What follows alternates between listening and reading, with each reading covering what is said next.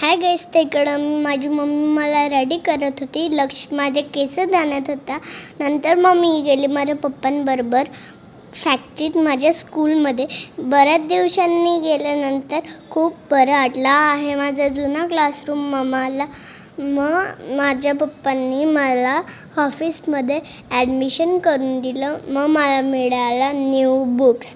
घरी गेल्यानंतर पहिले त्या न्यू बुक्स बघितल्या. त्यानंतर मी माझे कपडे चेंज केले आणि ठेवले कबर्डमध्ये फोल्ड करून. तुम्ही तुमच्या मम्मीला अशी मदत करता का? नक्की कमेंट करून सांगा. त्यानंतर मी माझी ड्रॉइंग नोटबुक काढली. इतक्या व्हेजिटेबल्स माझ्या करून झाल्या होत्या.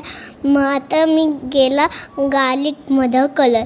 रात्री मी माझावाला टेंट हाऊस केलं आणि स्वतःच ते मोडून दिलं, कारण की आम्हाला आता झोपायचं होतं. थँक्यू.